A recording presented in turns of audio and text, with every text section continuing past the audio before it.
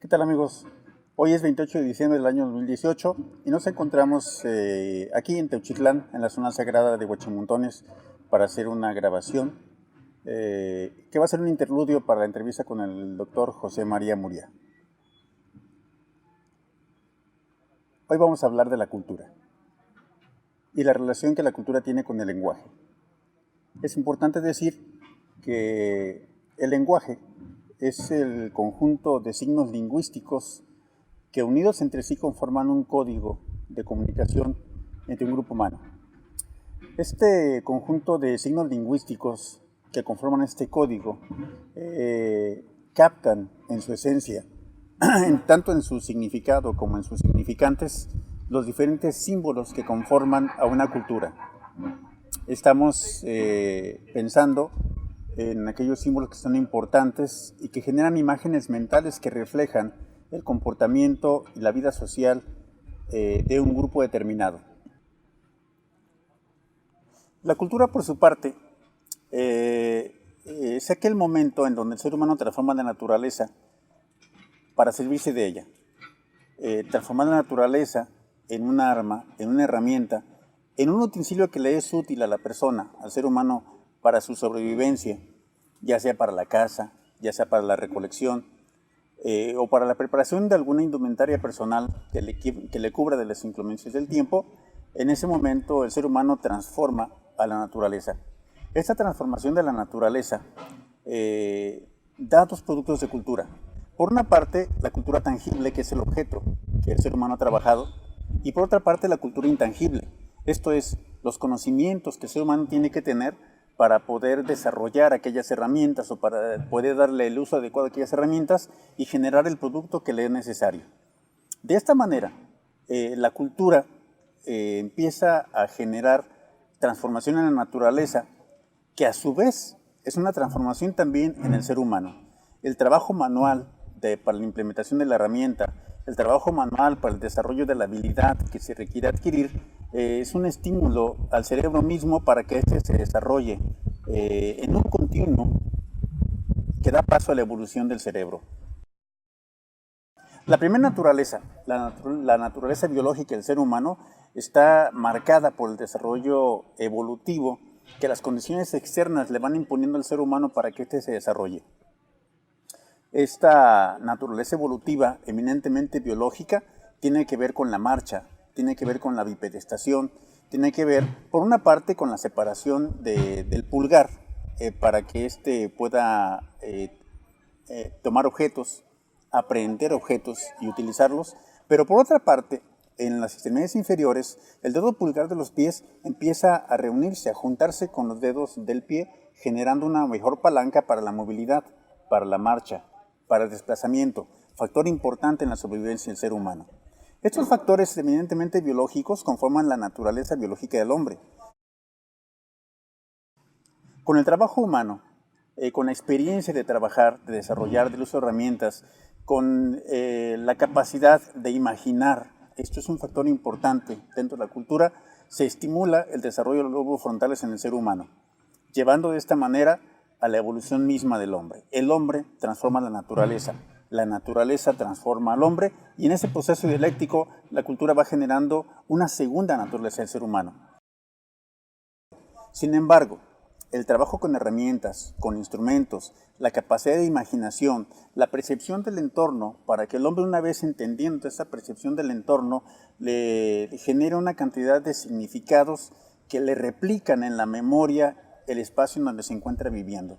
Esta replicación de la memoria, estas imágenes mentales, le permiten crear y recrear las veces que sea necesario, para a su vez sentir que van a generar una transformación en la naturaleza que les va a ayudar a la sobrevivencia.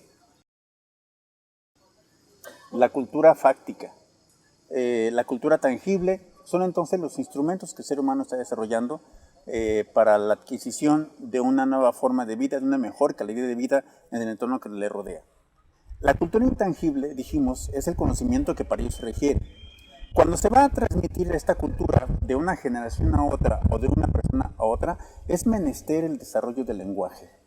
La aparición de los signos lingüísticos que determinan y que definen el nombre de las cosas, de los objetos o de los fenómenos que rodean al ser humano, empiezan a generar esas imágenes mentales necesarias que, compartidas de un ser humano con otro, generan entonces las particularidades muy propias de lo que es su entorno, de lo que es su cultura. La generación del conocimiento, la generación de herramientas, el uso apropiado de ellas, los temporales y las actividades necesarias para la sobrevivencia empiezan a ser los símbolos importantes que determinan la cultura de este grupo de personas, de este grupo de hombres. En ese sentido, es importante recordar que la generación de símbolos respaldados por códigos lingüísticos que de alguna manera hacen referente a los significados, a los significantes, y la aparición de ese código que va a transmitir el conocimiento genera los primeros pasos de la cultura. La imaginación, la comprensión del hombre mismo, la comprensión de su entorno nos va a permitir desarrollar esas cualidades muy particulares y muy características de la cultura de un grupo de personas, de un grupo de seres humanos. La cultura, según he venido sosteniendo, es el conjunto de conocimientos y creencias, las cuales una vez mezcladas generan valores. Estos valores, en cada persona, van a generar una actitud determinada. Esta actitud a su vez es un comportamiento. El comportamiento repetido varias veces llega a ser un hábito. Los hábitos desarrollan habilidades y destrezas y con esa la generación de una tradición que va a caracterizar a este grupo social, una forma de comportarse, una forma de ver la naturaleza, una forma de desarrollar las actividades cotidianas a partir de estos valores. La conjunción de conocimientos y creencias entonces generan los valores que van a determinar el surgimiento y el comportamiento de este grupo social. Todas estas características que he mencionado, desde luego que quedan guardadas de manera implícita en el lenguaje. El lenguaje va a ser entonces el receptáculo que va a captar todo ese conjunto de símbolos, todo ese conjunto de imágenes mentales, de actitudes, de comportamientos, de habilidades que de alguna manera van a caracterizar a este grupo social, a esta cultura. La conjunción entonces de cultura y lenguaje es un factor elemental para el desarrollo de una cultura, para el mantenimiento de esta y para la evolución de esta misma. Es importante hacer notar que el lenguaje es un producto de la cultura y a su vez el lenguaje revoluciona la cultura. En un proceso dialéctico, la generación del lenguaje y cultura enaltecen el espíritu del desarrollo humano, le da sentido de pertenencia, le da identidad, genera entonces la voluntad de ser. La cultura es la forma orgullosa de ser y existir en este mundo. La cultura nos dice de dónde venimos, en dónde estamos, a dónde vamos. La cultura nos dice quiénes somos. La cultura nos ha dicho a través del tiempo cómo percibimos el entorno, cómo percibimos a nuestros semejantes, cómo nos percibimos a nosotros mismos. Todo esto conjuntado en un fenómeno real y único nos ayuda a entendernos a nosotros mismos y desarrollar un factor importante, la reflexión del hombre para el hombre. Vamos a ver esta cápsula, esta entrevista que hicimos con el doctor José María Muriá con respecto a la importancia del lenguaje y la cultura y algunas vivencias que él mismo ha desarrollado en el continuo devenir de su trabajo. Con ustedes, el doctor José María Muriá. Yo soy Gustavo López y vamos a poner atención a lo que nos comentó. ¿Qué tal, amigo? Buenas noches. Estamos de plácemes. En esta noche nos encontramos con el maestro José María Muriá, un distinguido historiador con una trayectoria muy reconocida, y estamos transmitiendo para el programa Homo Ludens en esta ocasión. Maestro, muchas gracias por aceptarnos la entrevista, la plática. Encantado, bienvenidos a su casa, esta es su casa. Muchas gracias. Hace tiempo, revisando la bibliografía con respecto al maestro José María Muriá, me encontré por ahí un libro escrito en catalán. Me llamó mucho la atención porque no es común encontrarse este tipo de libros en las redes sociales. Y bueno, pues ahí estaba el libro. Cuando lo comenté con el maestro, gentilmente me regaló un obsequio. Me obsequió uno. Este es el libro. Y el título es... ¿Cuál es? ¿Por qué en soc? ¿Por qué soy? ¿Por qué soy? Es un libro que publica el maestro José María Muriá en el año 2014, maestro. Sí, creo que fue 2014, sí. ¿Con qué motivo escribe este libro?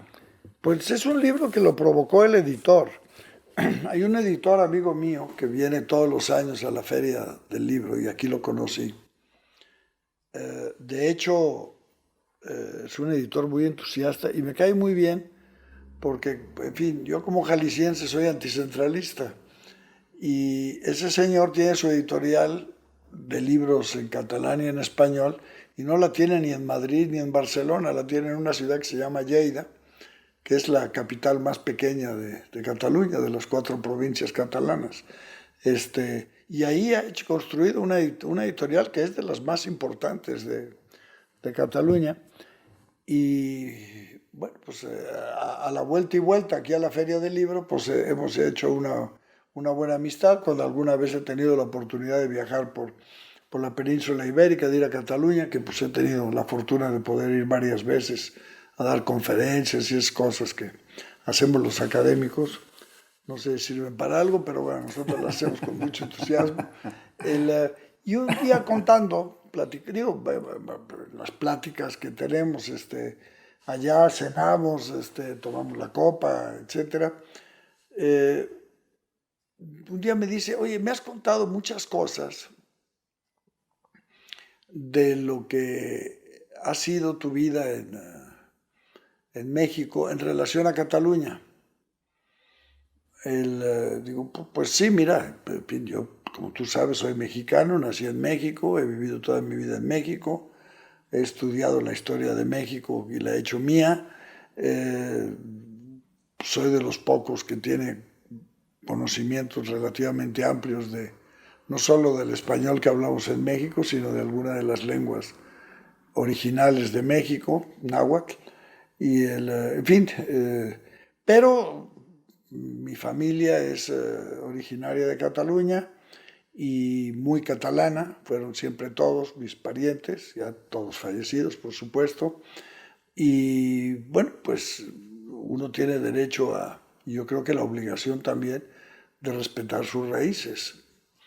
Y eso ha hecho que pues he visto con agrado las relaciones con Cataluña, además de que he de reconocer que las relaciones con Cataluña, gracias a que aprendí el catalán de chico en mi casa, me favorecieron mucho cuando fui presidente del Colegio de Jalisco. Encontré una gran ayuda académica en Cataluña que nos permitió desarrollar programas muy interesantes y contar con la presencia de profesores de altísimo nivel en el colegio, que nos permitió tener verdaderamente unos rendimientos de alto nivel, de calidad. Y entonces, bueno, pues sí tengo una gratitud. Y bueno, pues el cultivo de las raíces ha hecho que pues, vea con muchas simpatías todo lo que se refiere a Cataluña. Bueno, a la plática y plática con este señor Luis Pagés, el editor de que estoy hablando, por ejemplo, un día se nos empezó a ocurrir por qué no gestionábamos que Cataluña fuera el país invitado en la Feria Internacional del Libro de Guadalajara. Y lo conseguimos. Y lo conseguimos. Claro, no costó mucho trabajo porque cuando se lo planteé a Raúl Padilla, aquel me dijo ya nos estamos tardando y bueno, hubo bastante oposición. Me acuerdo que el gobierno español y la embajada de España se opuso de una manera feroz, pero finalmente en el año 2004, por la Feria del Libro,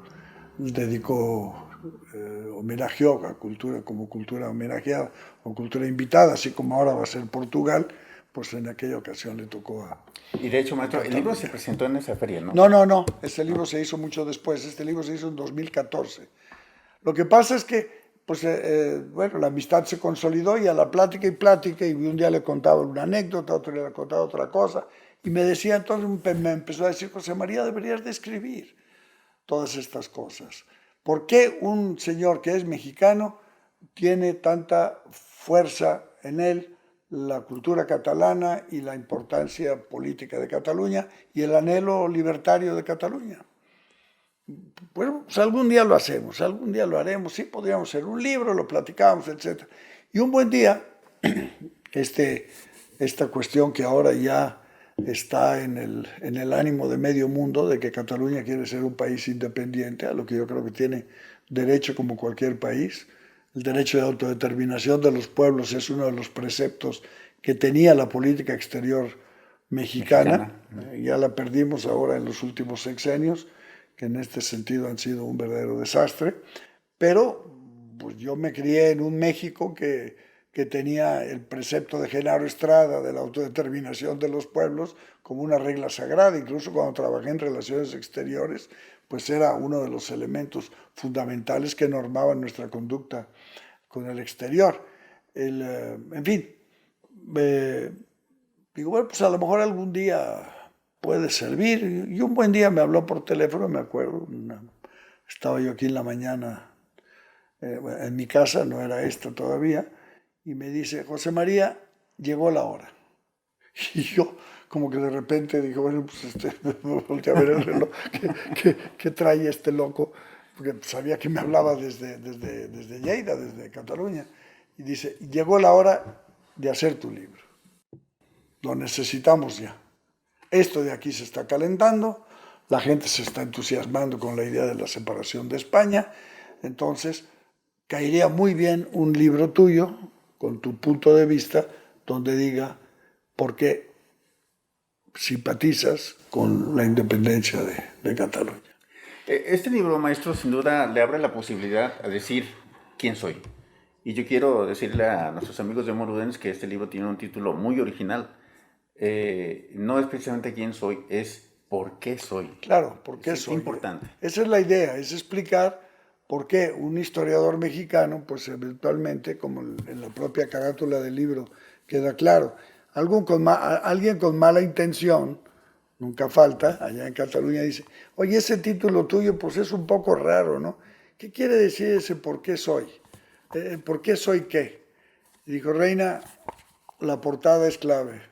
Lo que está aquí es una bandera independentista. Así es. Esto quiere decir por qué soy independentista catalán, por qué abrazo con entusiasmo y creo que los catalanes tienen derecho a consumar su independencia y en la medida de mis modestísimas posibilidades, pues seguiré haciendo todo lo que sea que esté a mi alcance a favor de ello, ¿no?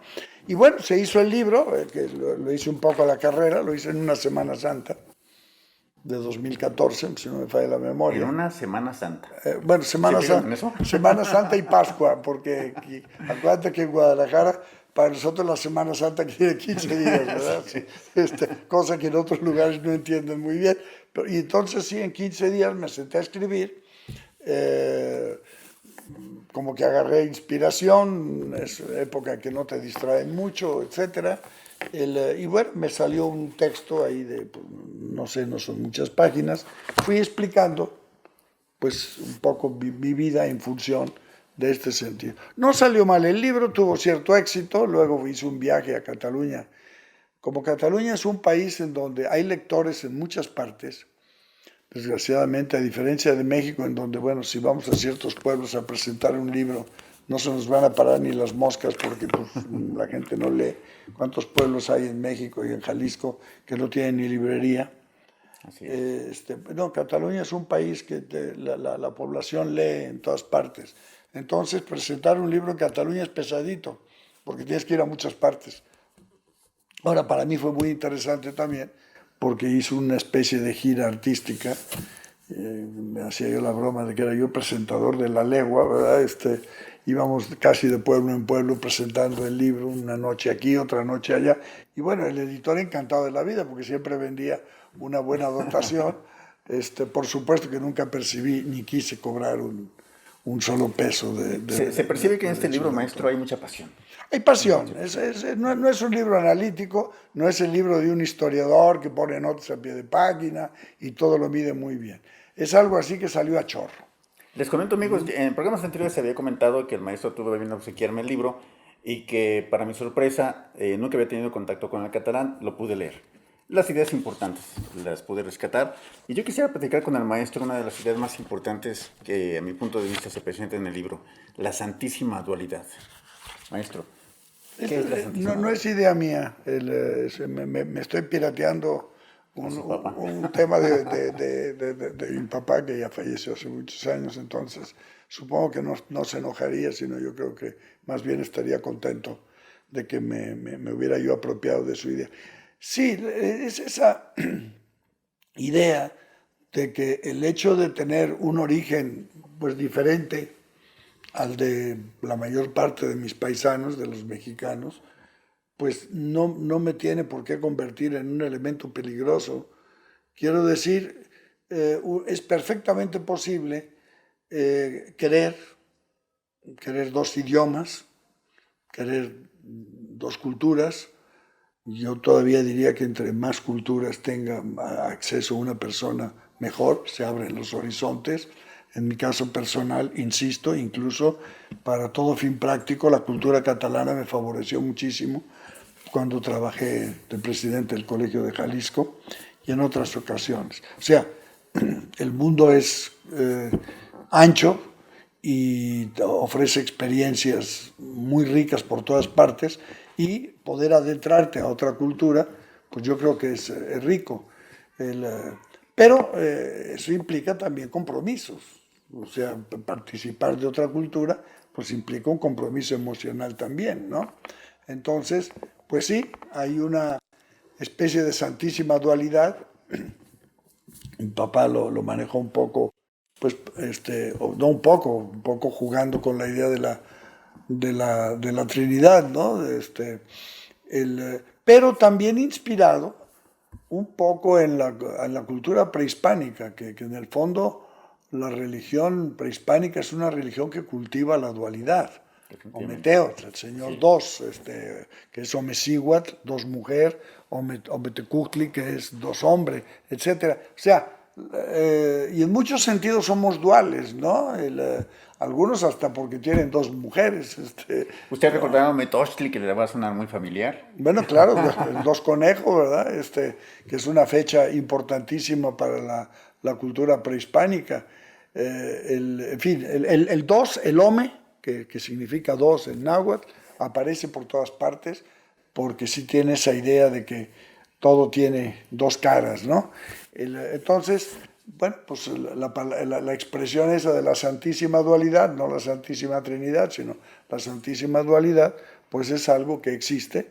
Tengo en alta estima, por supuesto que tengo en alta estima la mexicanidad por encima de todas las cosas, pero también tengo en alta estima la catalanidad, claro.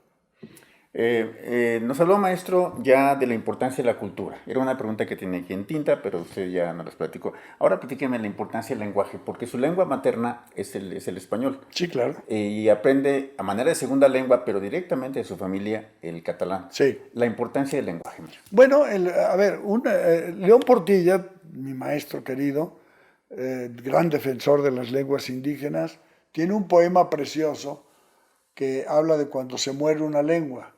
Desgraciadamente en los últimos años nos ha tocado a León Portilla y a mí presenciar la muerte por lo menos de dos lenguas, que se mueren, se nos mueren frente a nosotros, sin poder hacer nada, cierra sus ojos el último hablante de una lengua.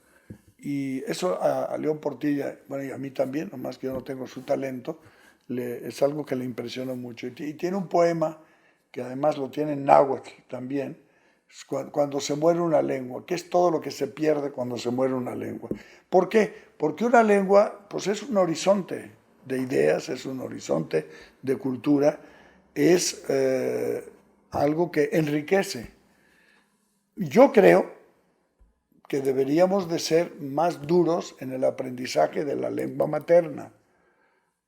No me gusta esto de la educación bilingüe, que nos trata de hacer buenos y que pensemos, o como decía por ahí, todavía un baboso ahí en un programa de radio, si usted se inscribe a su hijo en esa escuela, va a pensar como norteamericano. Eso es terrible. Claro. Eso es terrible porque... y perdón, desde que hemos insistido mucho en la educación esta bilingüe, que muchas veces incluso enseñan matemáticas en inglés, lo tenemos demostrado, estamos perdiendo capacidad de expresión en español. Perder capacidad de expresión implica perder capacidad de análisis y de pensamiento. Eso es muy grave. Ojo, pero una cosa es esto y otra cosa es que uno tiene su lengua bien cimentada, bien conocida, bien estructurada, la puede ejercer bien y además conoce otras lenguas. Y entonces sí, entre más mejor, inglés, francés, lo que sea, ¿por qué no catalán también? ¿No? Insisto, una lengua es abrir, conocer una lengua es abrir un horizonte de cultura. Ahora, es riqueza conocer lenguas, ¿no? Definitivamente. Maestro, platíqueme la relación lenguaje y cultura. Bueno, en fin, para entrarle a una cultura, a ver, yo puedo conocer la literatura catalana o la cultura catalana pues a través de varios libros escritos en español, evidentemente, pero ahora sí que no es lo mismo que lo mismo, ¿no? No es lo mismo leer a los autores directamente en catalán. Y una cosa que me gustó de este libro es mi capacidad, que no sabía que la tenía, de poder escribir directamente en catalán. Este libro no está traducido del español. Claro, ojo, pasó por manos de un corrector muy eficiente. ¿Por qué? Porque mi dominio del catalán no es ni con mucho parecido al del español, es muy limitado. Hay un señor aquí al que le agradezco mucho su participación, el doctor José María Terricabras, que ahora es diputado, es eurodiputado, por cierto, que se leyó el libro y le metió pluma, o sea, arregló el idioma, ¿no? Y dice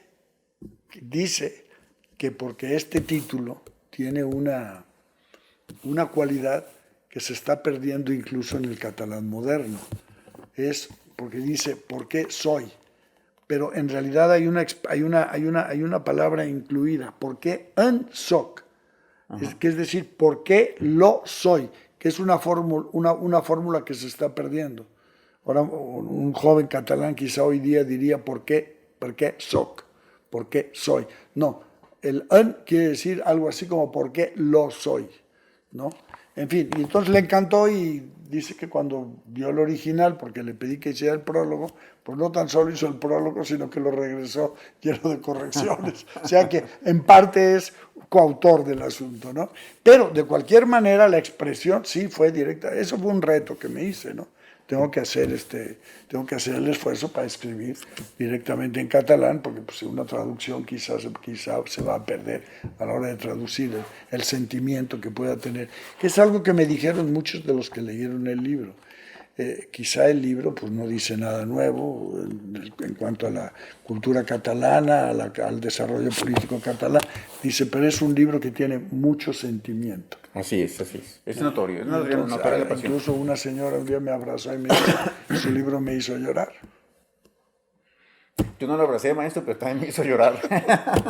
Hay una parte en donde también el libro me apasionó tanto que bueno que estaba yo solo en la soledad de un café leyendo este libro.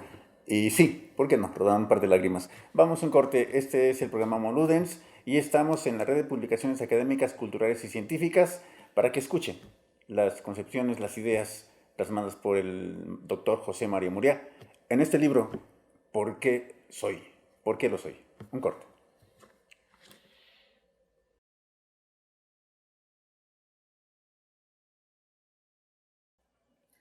Aquí estamos, amigos, nuevamente en su programa Homo Ludens, dedicado a la red de publicaciones académicas, culturales y científicas, REPACHI, por sus siglas.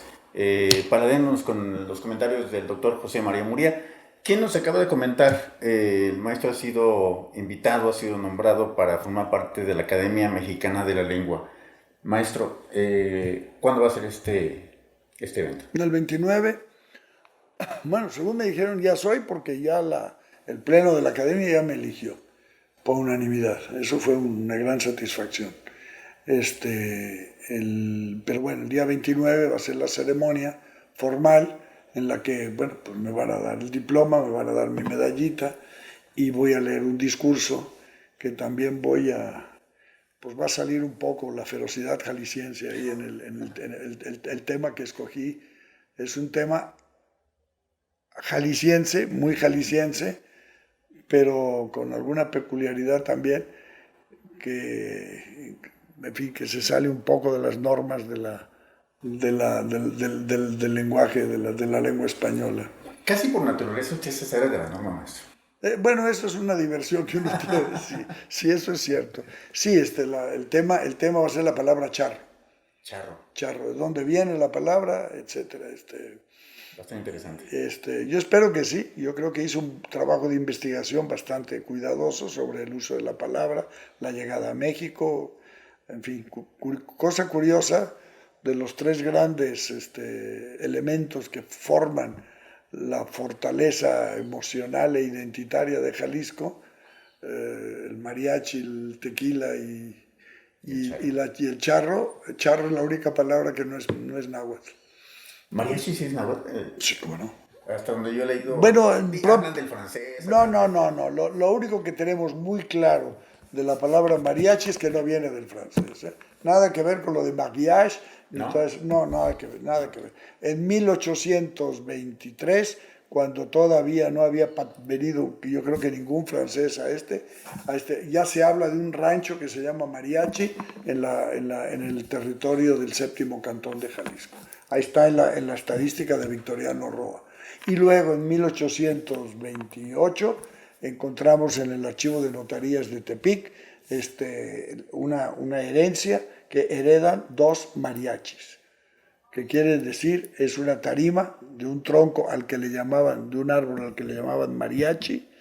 Ahora, que la palabra sea náhuatl, parece ser que es un náhuatl marginal, ¿no? Que a unos le llaman coca, etcétera, pero en fin, es una lengua, bueno, derivada del náhuatl, pero bueno. Y tequila, sí, bueno, tequila ya sabemos significa lugar de hierbas entre las piedras, ¿no? O sea que no. Tetl, piedra. Tetl, piedra y quilit, hierba, ¿no? Sí, eso no tiene vuelta de... mal, amigos. No, pues está bien. Sí, porque además ahora hay unos personajes ahí medio iluminados que yo no sé qué les agarró, porque dicen que es lugar, que tequila quiere decir lugar donde se trabaja. Háganme el favor, qué ofensa para la dignidad de la gente de tequila, ¿verdad? Que pues luego, ¿de qué se trata esto?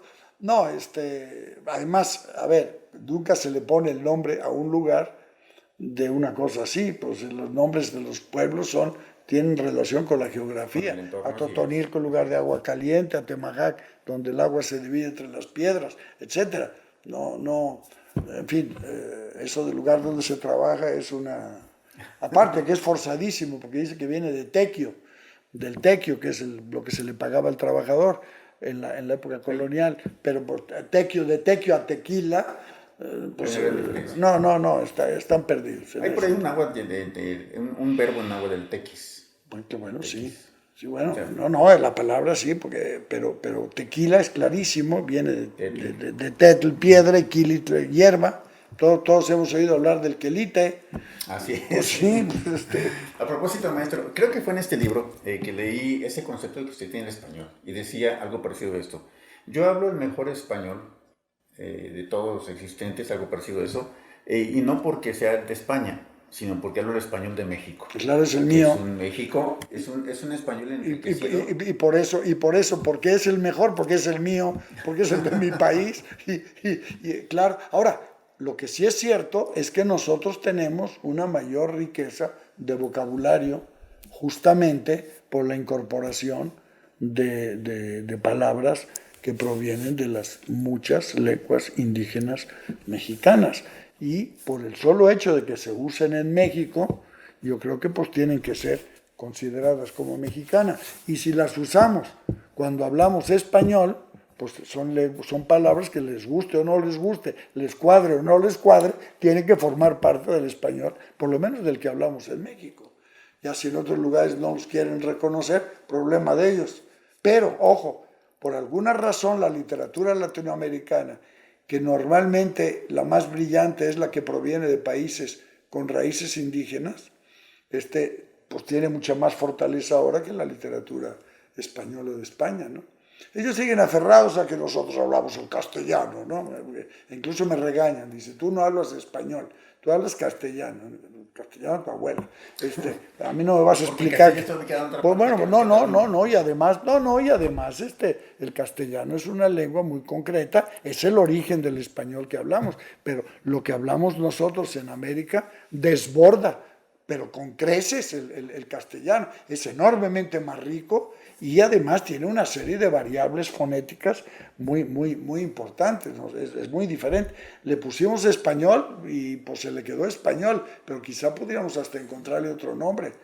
Mexicano. Mexicano podría ser eventualmente, pero bueno, como también se parece mucho al guatemalteco y todo eso, pues la palabra normal o general es español, pero que no me vengan a decir los gachupinoparlantes que nosotros hablamos castellano, ¿no? Su abuela.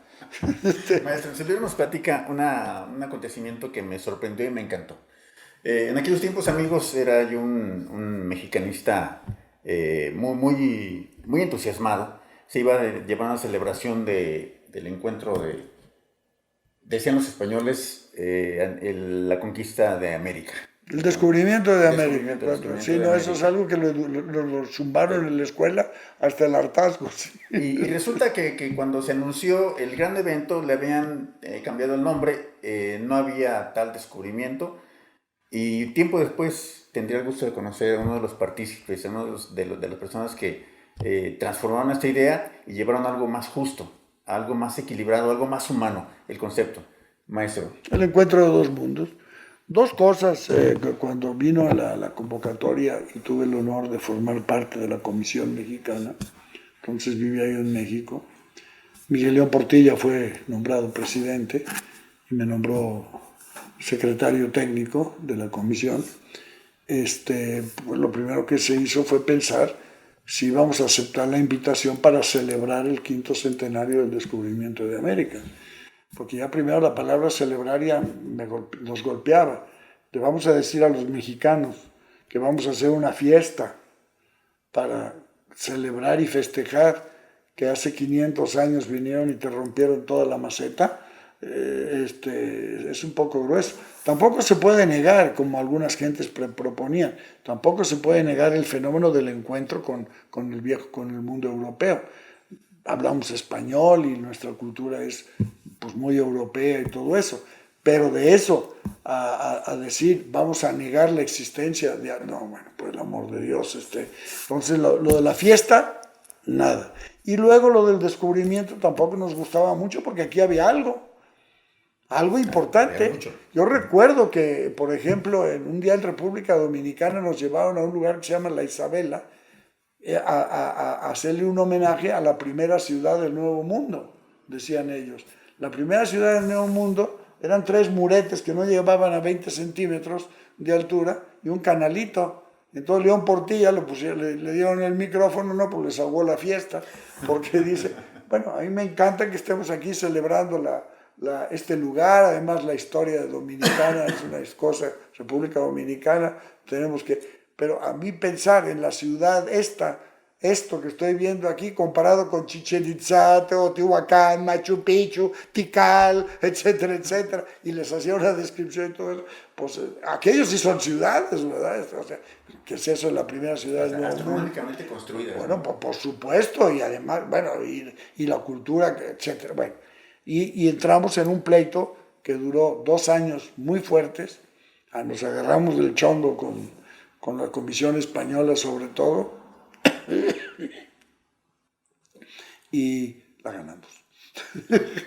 Finalmente, ya en Buenos Aires, cuando vino una tercera reunión en Buenos Aires, ya las comisiones nacionales, prácticamente todas, salvo la de Chile, porque por el gobierno de Pinochet, que iba en contra de todo lo que decía México, y el peruano y la peruana, que era muy dolorosa la comisión peruana, porque era de un fulano, que yo no sé de dónde lo sacaron, que decía, él presumía de que en 9 generaciones en su familia no había habido ni un negro, ni un indio, ni un judío. Eso decía el tipo. No, pues eso es pureza de sangre. Y se lo veía puro de sangre porque parecía como transparente el cuate. Decía, no aguanta un estornudo, pensaba.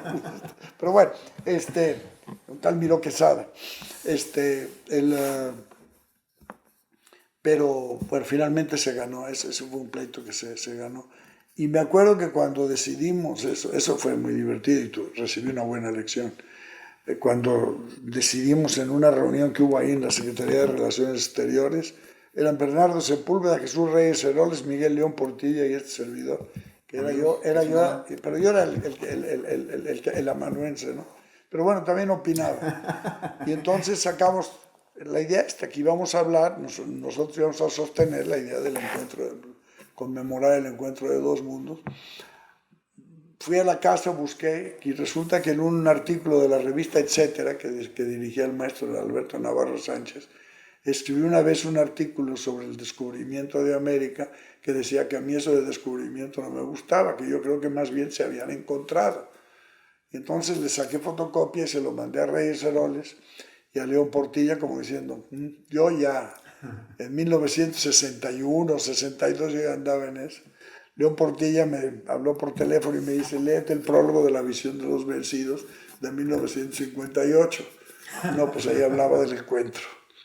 Y luego, a los 2 días, llegó un motociclista a la casa, ya tarde, bueno, no muy tarde en la noche, llegó un motociclista de esos que andan por la Ciudad de México llevando mensajes. Era el motociclista de la Secretaría de Educación Pública, con un sobre grande así, que me mandaba Reyes Heroles, donde había la fotocopia de un artículo publicado en Excelsior en 1948, donde hablaba del encuentro de dos mundos. O sea que mi idea de que yo era el papi de la idea se desmoronó completamente. Pero una coincidencia, ¿no? Es algo, coincidencia de pocos. Es algo que estaba en el ambiente, ¿no? Es decir, y además yo creo que fue una buena solución, porque de alguna manera mostramos respeto a los defensores de las culturas indígenas y a los muchos indígenas que hay en México todavía. Más, lo que hemos dicho siempre, poco o mucho, por ósmosis o por mestizaje o por cultura o por comida o por lo que sea, todos tenemos algo de indígena en este país. Y entonces, pues tampoco se valía hacer una cosa así como para hacer la gran pachanga. No, se los desbaratamos hasta que finalmente, en una reunión que hubo en Madrid, a la que fue el secretario, ¿cómo se llama? Sepúlveda Amor, Bernardo, que me mandó que le preparara tarjetas para todos los ataques posibles. Le hice como 80 tarjetas. Si te atacan por este lado, contestas esto, etcétera, etcétera. La única tarjeta que no le hice fue que iba a contestar si el ministro español, se ponía a favor de nosotros, que fue lo que sucedió. Luego la regañada que me puso después, cuando regresó. A la hora que el ministro Fernández Ordóñez de España, que acababan de cambiar, un tipo con otra visión también, ¿no? Me salió con eso, pues pedí la tarjeta y me dijeron, no hay tarjeta de eso. O sea, que tuve que improvisar, que le chocaba a Bernardo. Improvisé y me puso una buena regañada. Ya luego al final, cuando me despidió de su oficina, me da un abrazo y me dice, pero ganamos, ¿verdad? Sí, claro, ya ganamos. No es la atención completa en la roqueseña. Sí, no, Bernardo, para hacer una roqueseña tan propio que imposible. Pero sí, no, como que estaba contento y bueno, finalmente la posición. Yo creo que la última gran victoria diplomática de México, porque las demás las hemos estado perdiendo todas. Lástima. Pero bueno, este es un tema importantísimo, cómo se transforma la idea y cómo nos lleva a una concepción propia para sentirnos mexicanos, orgullosamente mexicanos. En el libro también comenta, maestro, un acontecimiento en un edificio de Cataluña, en donde usted le da una parte en náhuatl. No, bueno. Amigos, por favor. Bueno, a ver, eso fue el edificio de la Generalitat, es Palacio de Gobierno de Cataluña. Sí, hubo una actividad, creo que fue en 2010, cuando el bicentenario de la independencia, me invitaron a dar una conferencia sobre la presencia catalana en los procesos de independencia de América Latina, que hay bastantes, bueno, no muchos. El carcelero de Hidalgo, Hilo Chiquio, era catalán, 12 soldados del ejército español que eran catalanes, que se negaron a disparar contra los mexicanos en Perote y los fusilaron. En fin, y por América, bueno, un por ahí nos fuimos. Y me dijo el vicepresidente de Cataluña, que era amigo mío entonces, él le dice, yo sé que tu entusiasmo, pero no vayas a salir ahí con un exabrupto de viva Cataluña libre, alguna cosa. Dice, eso no se hace aquí. Bueno, no me metes en un compromiso, ¿verdad? No te preocupes. Y entonces, bueno, ya di mi conferencia y todo, y al final, pues les dije, bueno, pues, señores, adiós. Y entonces les dije, nomás sí quisiera dejarles un mensaje en el idioma que se ha hablado en mi país durante 2000 años. Nik monequilla catalantlaja, nechkas mechkak. Mechkak quiere decir libre, catalantlaja quiere decir Cataluña. Y entonces ya me lo recuerdo. El otro día salió un artículo en un periódico de allá, el primero, ahora con el entusiasmo que traen, ya independentista abiertamente, ya eso se ha dicho muchas veces en el Palacio de Gobierno de Cataluña, pero alguien dijo, el primero que lo dijo fue José María Muria en náhuatl, en lengua mexicana, dijo. Bueno, está bien. Bueno, pues de ese tamaño es el maestro José María Muria. Como ven, alguien que aporta, alguien que construye, alguien que genera conocimiento y cultura. Hemos hablado del lenguaje y de cultura, hemos hablado de las anécdotas del maestro José María Muria en torno al quinto centenario del encuentro de dos mundos, pero el libro empieza por un tema altamente sensible, su familia.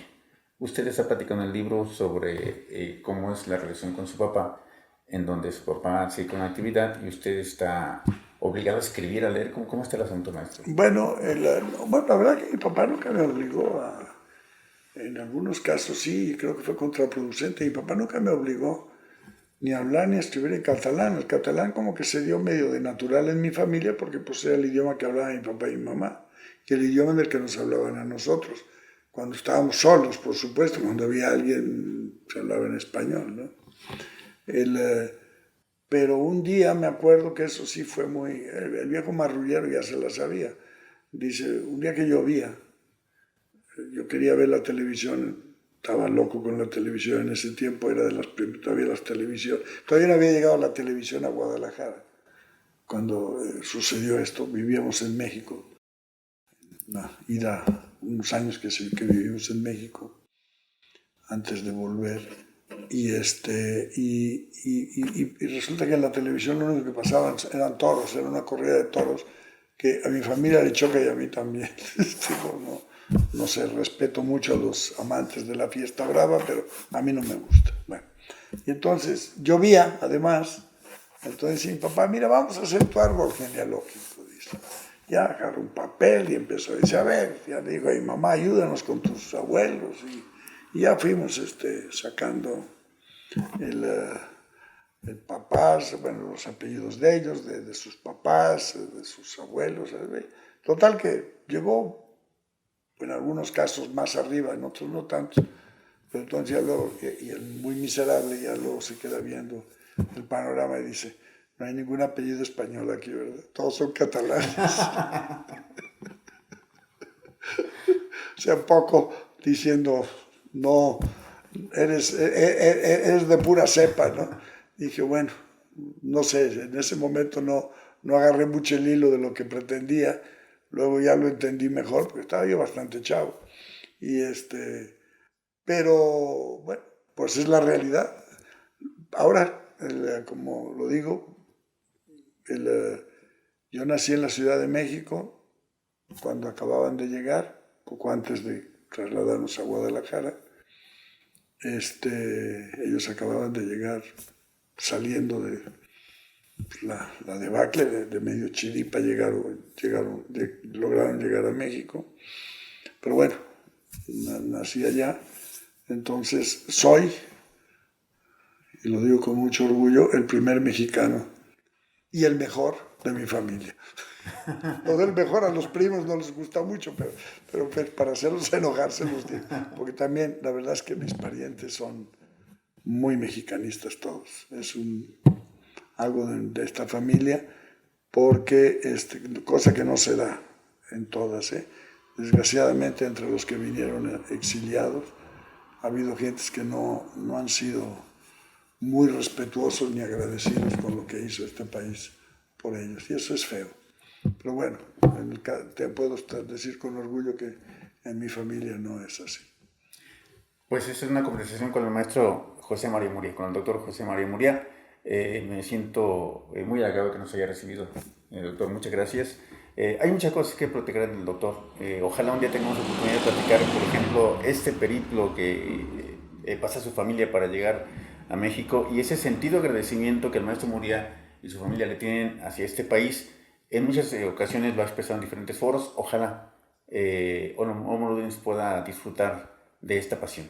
Ahora que publique el libro que está a punto de salir, que se llama De no ser por México, habla de todo esto. Pues amigos, tendremos que estar atentos a la publicación del maestro. Creo que sale en febrero. En febrero del año 2019. Maestro, nos dará mucho gusto verlo, leerlo y compartirlo nuevamente con las cámaras de Homo Ludens. Encantado. Amigos, muchas gracias. Este es un programa de la red... ¿De qué es eso? Este es un programa de la red de publicaciones académicas, culturales y científicas realizado con Homo Ludens. Saludos a nuestro amigo Iván Martínez, saludos a Marga Campomor, a todos los amigos que suelen estar en contacto con nosotros. Aquí estamos trabajando. Fue un placer estar con el maestro José María Muria. Hasta la próxima. Maestro, muchas gracias. Muchas gracias a ustedes.